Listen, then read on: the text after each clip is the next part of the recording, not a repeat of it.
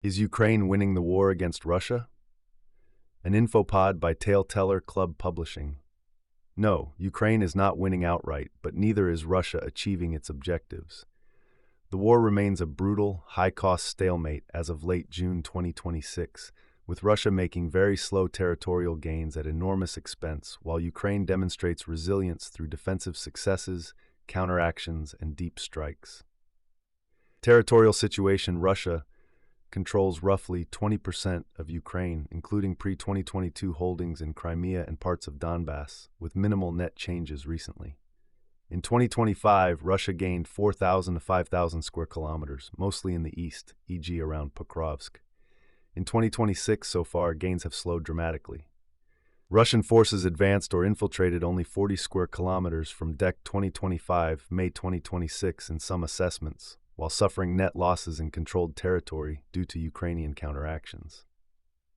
Ukrainian forces have retaken settlements in hundreds of square kilometers in places, e.g. Oleksandrivka direction, halted much of Russia's spring-summer 2026 offensive, and conducted incursions into Russian territory, e.g. Kursk. Russia claims advances toward key spots like Kostiantynivka and Donetsk, but these remain limited infiltrations rather than consolidated control. Ukraine's fortress belt in the Donbas continues to slow Russian momentum. Military and human costs. This is primarily a grinding war of attrition. Russian losses, estimates of 1.2 million total casualties, killed, wounded, missing, since 2022, with 500,000 killed per some Western GCHQ assessments. Daily rates remain high, 1,000 per day in periods. Equipment losses are massive, thousands of tanks, etc. Ukrainian losses, substantial but lower ratio, 500K to 600K casualties estimated through late 2025 with ongoing toll. Manpower shortages are a concern for both. Russia's advances average tens of meters per day in hotspots, extremely costly and slow by historical standards. Drones, artillery, and electronic warfare dominate, favoring defense and making large breakthroughs rare for either side. Other factors: Ukraine's strengths, effective long-range drone missile strikes on Russian logistics, oil infrastructure, Crimea, and rear areas. These disrupt supplies and impose economic costs. Ukraine has stabilized parts of the front and regained territory in 2026. Russia's strengths: superior manpower via recruitment, convicts, North Korean aid earlier, artillery, drone production, and willingness to absorb losses. It occupies 20% of Ukraine and continues pressure in the east. Broader context: Western aid $188 U 197 BDU sustains Ukraine but faces political fatigue issues. Russia's economy is strained by war spending but adapted. Putin shows no sign of compromising core goals, e.g. control of Donbas, neutralizing Ukraine's NATO path. Overall assessment: Ukraine is not winning if winning means decisively expelling Russian forces or restoring 1991-2014 borders soon. Russia's occupation and attrition strategy prevent that without major shifts, e.g. escalated Western support or Russian collapse. However, Russia is also not winning. Its 2026 offensive underperformed prior years.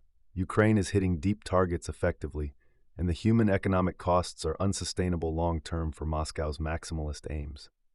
The conflict is in a dynamic equilibrium where Ukraine has improved its position relative to 2024-2025 lows through adaptation and strikes, but exhaustion, politics, and demographics loom.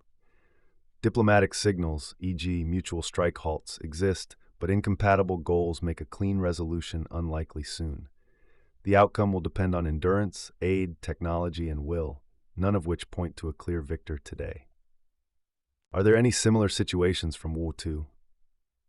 Yes, there are partial parallels to War II, though the Ukraine-Russia war is more frequently compared to World War I due to its positional, attritional nature. War II featured more fluid maneuver warfare, especially early on, mixed with brutal sieges and grinding campaigns. Here are the closest analogies based on battlefield dynamics, costs, and strategic situations. Normandy hedgerows, campaign. 1944, strongest tactical parallel. After D-Day, Allied forces, mainly U.S., faced a grinding stalemate in Normandy's dense hedgerows against prepared German defenses. Advances were extremely slow and costly. U.S. forces took 6 weeks to push just 19 miles, 30 kilometers inland towards St. Lo, with daily incremental gains amid heavy casualties.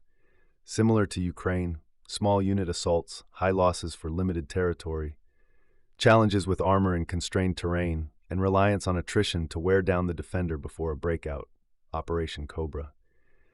In Ukraine, Russian advances often average 15 to 70 meters per day in hotspots, e.g. around Pokrovsk or Chasiv Yar, slower than even the Somme in some metrics, but akin to Normandy's Bocage fighting.